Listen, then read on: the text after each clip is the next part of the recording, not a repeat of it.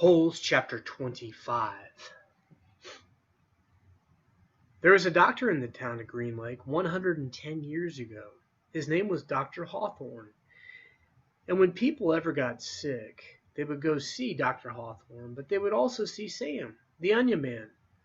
"Onions, sweet fresh onions," Sam would call as his donkey, Mary Lou, walked up and down the dirt roads of Green Lake.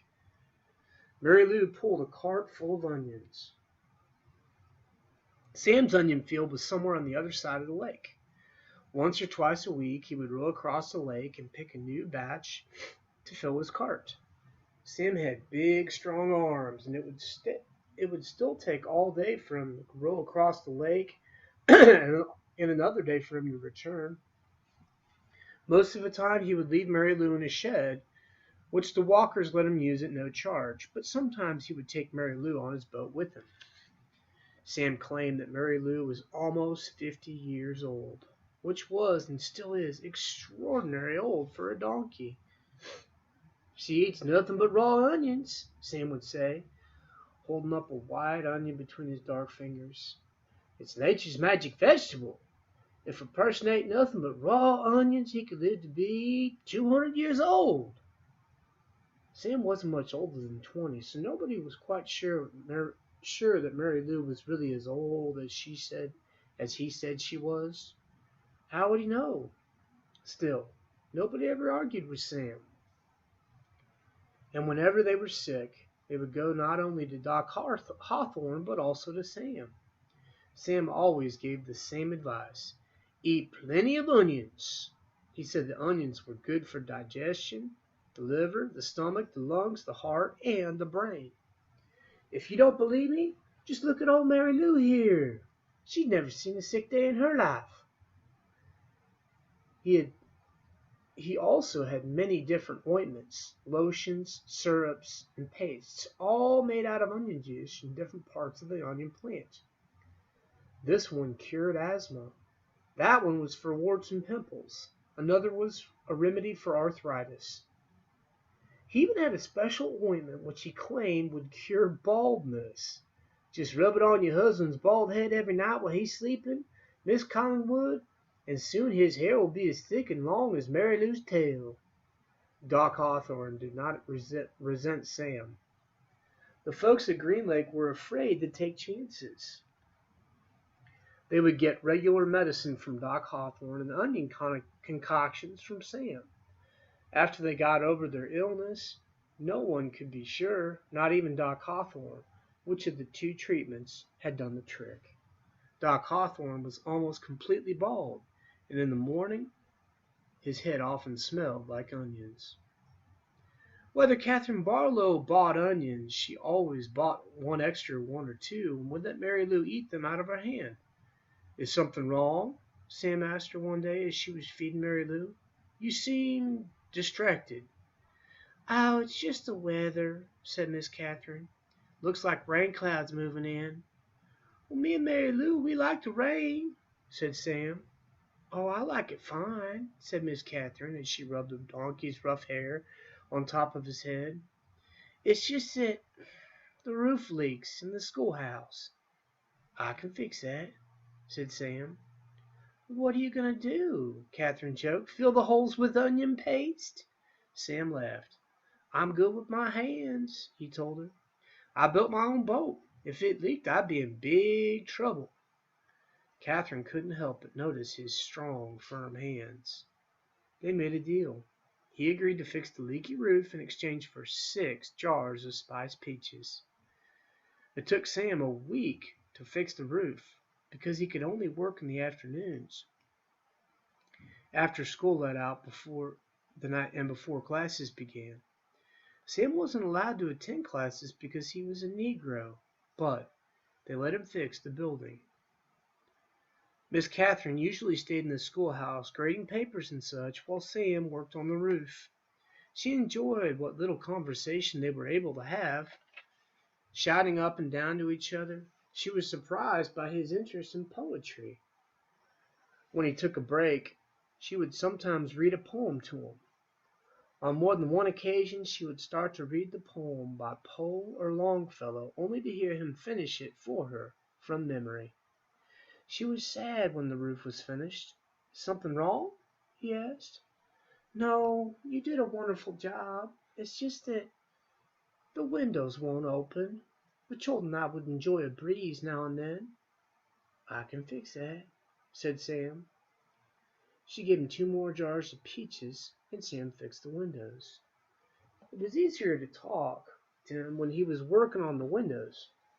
He told him about his secret onion field on the other side of the lake, where the onions grow all year round and the water runs uphill. When the windows were fixed, she complained that her desk wobbled. "I can fix that," said Sam. Next time she saw him, she mentioned that the door doesn't hang straight, and she got to spend another afternoon with him while he fixed the door. By the end of the first semester, Onion Sam had turned the old run-down schoolhouse into a well-crafted, freshly painted jewel of a building that the whole town was proud of. People passing by would stop by and admire it. "That's our schoolhouse. It shows how much we value education here in Green Lake." The only person who wasn't happy with it was Miss Catherine. She'd run out of things needing to be fixed. She sat at her desk one afternoon, listening to the pitter-patter of the rain on the roof. No water leaked into the classroom except for the few drops that came from her eyes. "Onions, hot, sweet onions," Sam called out in the street. She ran to him. She wanted to throw her arms around him, but she couldn't bring herself to do it. Instead, she hugged Mary Lou's neck. "Is something wrong?" he asked her. "Oh, Sam," she said, "my heart is breaking." "I can fix that," said Sam. She turned to him. He took hold of both of their hands and kissed her. Because of the rain, there was no one else out on the street.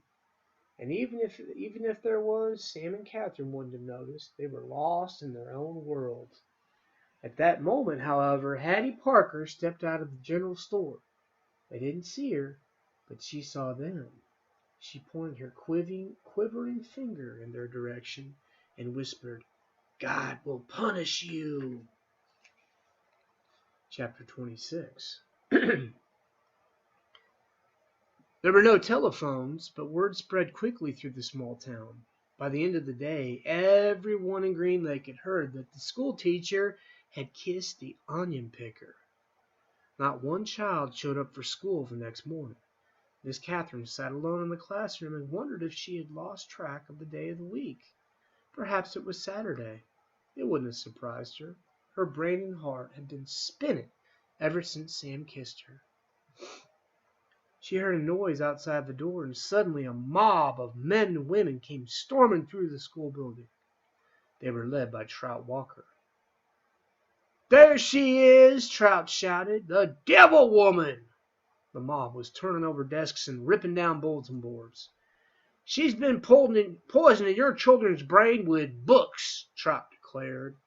They began piling all the books in the center of the room.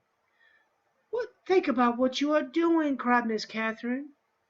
Someone made a grab for her, tearing her dress, but she managed to get out of the building. She ran to the sheriff's office.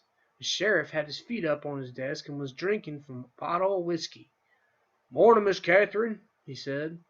"They're destroying the schoolhouse," she said, gasping for breath. "They'll burn it to the ground if someone doesn't stop them." "You just calm your pretty self down for a second," the sheriff said in a slow drawl, "and tell me what you're talking about." He got up from his desk and walked over to her. "Trout Walker has—" "Now, don't go saying anything bad about Charles Walker," said the sheriff. "We don't have much time," urged Catherine. "You got to stop him." "You sure are pretty," said the sheriff. Miss Catherine stared at him in horror. "Kiss me," said the sheriff. She slapped him across the face. He laughed. "You kissed the onion picker. Why won't you kiss me?" She tried to slap him again, but he caught her by the hand. She tried to wiggle free. "You're drunk," she yelled. "I always get drunk before a hanging." "A hanging? Who?" It's against the law for a Negro to kiss a white woman. Well, then you'll have to hang me too, said Catherine, because I kissed him back. It isn't against the law for you to kiss him, the sheriff explained, just for him to kiss you. We're all equal under the eyes of God, she declared. The sheriff laughed. If Sam and I are equal, why won't you kiss me? He laughed again. I'll make you a deal. One sweet kiss, and I won't hang your boyfriend. I'll just run him out of town. Miss Catherine jerked her hand free. As she hurried to the door, she heard the sheriff say, The law will punish Sam, and God will punish you. She stepped back into the street and saw smoke rising from the schoolhouse. She ran down to the lakefront where Sam was hitching Mary Lou to the onion cart. Thank God I found you, she sighed, hugging him. We got to get out of here, now. What? Someone must have seen us kissing yesterday, she said. They set fire to the schoolhouse. The sheriff said he's going to hang you. Sam hesitated for a moment as if he couldn't quite believe it. He didn't want to believe it. Come on, Mary Lou. We have to leave Mary Lou behind, said Catherine. Sam stared at her a moment. There were tears in his eyes. Okay. Sam's boat was in the water, and he tied a tree to it by a long rope. He untied it and waded through the water and climbed aboard. His powerful arms rowed them away from the shore, but his powerful arms were no match for Trout Walker's motorized boat. They were a little more than halfway across the lake when Miss Catherine heard the loud roar of the engine, and then she saw the ugly black smoke. These are the facts. The Walker boat smashed into Sam's boat. Sam was shot and killed in the water. Catherine Barlow was rescued against her wishes. When they returned to the shore, she saw Mary Lou's body lying on the ground. The donkey had been shot in the head. That all happened 110 years ago. Since then, not one drop of rain has fallen on Green Lake. You make the decision. Whom did God punish? 3 days after Sam's death, Miss Catherine shot the sheriff while he was sitting in his chair drinking a cup of coffee. Then she playfully applied a fresh coat of red lipstick and gave him the kiss he asked for.